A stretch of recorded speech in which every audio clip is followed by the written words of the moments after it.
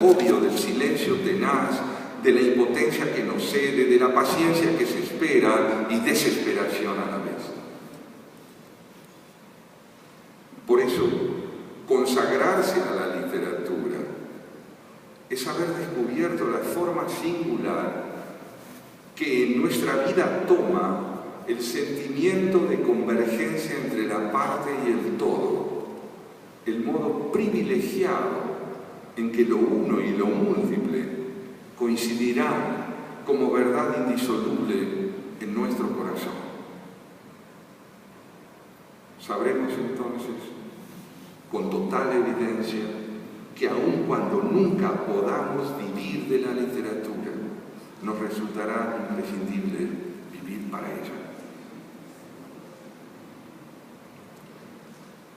Como hombre de fe, el escritor se niega a subsistir al margen de la pasión.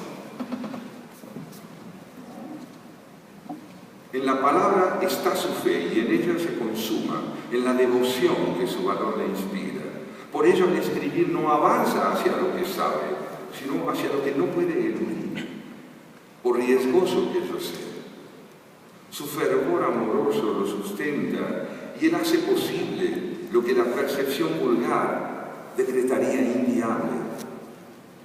Esencialmente, entonces, ser no querrá decir para el escritor como hombre de fe imponerse al consenso colectivo, triunfar. Ser querrá decir para él estar, habitar, sostenerse en la aventura singular de escribir. No abandonar esa morada de inigualado sentido que es para él la casa del desvelo creador. Allí tiene lugar la trascendencia y su celebración, el encuentro con el soplo común y universal que alienta en la infinita pluralidad del todo, lo singular y lo concreto.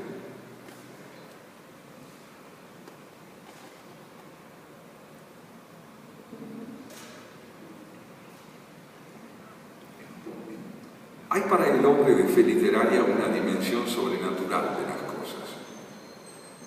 Es aquella en que se rompe la prosaica familiaridad de nuestro trato con ellas. Aquella en que las cosas dejan de ser primordialmente objetos de posesión, mera materia de uso o marco estable de nuestra indiferencia, para pasar a manifestarnos algo que no es lo que habitualmente nos dicen. Es entonces, y en virtud de tal manifestación, que al hombre de fe literaria lo acosa y lo desvela el deseo de escribir. Impregnado por ese deseo que no tolera dilaciones, el lenguaje gana un poder denotativo también sobrenatural, porque irrumpe provisto de una elocuencia enteramente desusada en el empleo prosaico que de él se hace casi siempre. Esa fuerza que depura y potencia el alcance del lenguaje es hija del asombro. El asombro no es apenas la emoción de lo excepcional que se adueña del hombre. Es también, y ante todo, un resplandor extraordinario que proviene del mundo como un todo a través de las cosas que están a nuestro alcance. Por obra del asombro, el semblante de lo real se inviste de un peso significativo, excepcional y dominante. De tal modo aflora lo insospechado y sin embargo siempre latente y pide, suplica, también en la palabra. Pero la palabra que lo insospechado pide y suplica no es la que presume poner fin al sustento de su enigma. No es la palabra que cataloga, la palabra que encuadra, la palabra que define. Es en cambio la palabra capaz de celebrar el sentido fecundo de la presencia del insospechado, la pujanza transformadora de su aparición en el trato con las cosas. Es la palabra que agradece y remite al contacto con lo inabarcable mediante el abordaje constante de lo discernible. La palabra, en suma, para la cual lo diáfano por excelencia es a la vez lo imponderable. El poeta está allí para que el árbol no crezca torcido, propone el chileno Nicanor Parra. Y esa torcedura amenazadora no es otra que la que encubre y rebaja en cuanto nos circunda el misterio del hecho capital y primario de la existencia, el milagro de la posibilidad de la presencia de cada cosa, y más aún, de cada uno de nosotros. Merece al respecto íntegra transcripción la siguiente página de Coleridge. ¿Alzaste alguna vez tu mente hacia la consideración de la existencia en sí misma, por sí misma, como el mero acto de existir? ¿Alguna vez te dijiste a ti mismo, pensativamente, esto es, sin tomar en cuenta en ese momento si lo que está ante ti es un hombre, una flor o un grano de arena? Sin referencia en suma a esta o aquella forma particular de existir.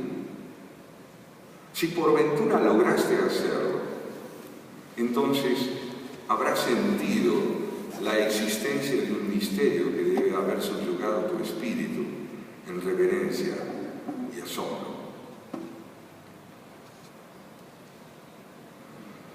Pues bien, la fe literaria brinda al hombre contacto con esa presencia bajo la doble forma simultánea del hallazgo y del mandato de la expresión.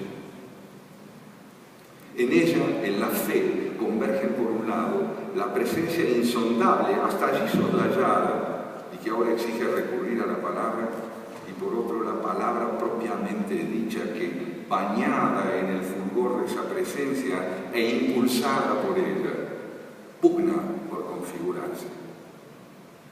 En la fe literaria, la palabra ha ganado altura excepcional como expresión ciertamente paradójica de lo inefable.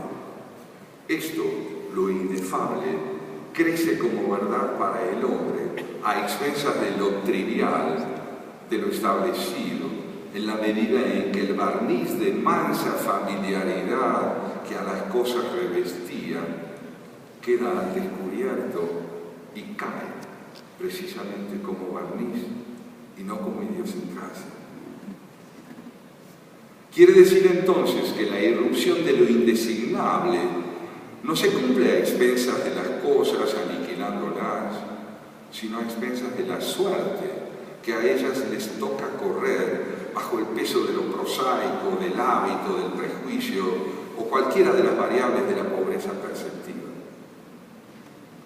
Hay pues trascendencia donde el sentimiento de lo real deja de buscar respaldo en la obviedad, donde lo real abandona su estéril abrigo en lo falsamente inequívoco y se convierte en manantial de inquietud, en estertor de todo significado fijo, en agonía de toda rigidez y en fracaso de toda parcialidad. Hay trascendencia, en fin, allí donde lo real pierde la ficticia consistencia de lo cierto y consolidado para abrirse y dejar entrever en lo más próximo, dócil y previsible, la insinuación clara de lo más lejano, indócil y extraño. El renacimiento de nuestro ser en el trascender, según la bella expresión de Karl Jaspers, se produce, si somos escritores, como apasionada consagración a la palabra. La palabra ejercida como ese poder que logra atravesar la piel convencional de lo viviente para adentrarse en el enigma del fundamento común a toda existencia. Eso constituye la privilegiada emoción a la que se haya expuesto el creador literario al dar con sus temas. La emoción superlativa que tan bien subraya Jacques Prévert cuando escribe: yo le digo tú a todo lo que amo, aun si no lo conozco.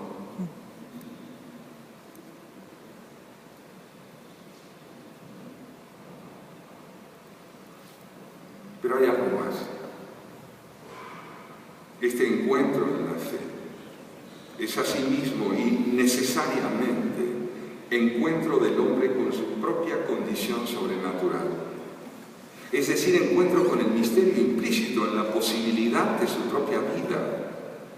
Tal misterio atañe a la inaccesibilidad del origen, a la transición de lo impersonal a lo personal, que connota toda gestación y todo nacimiento, y al secreto sentido de la muerte como algo propio, indelegable.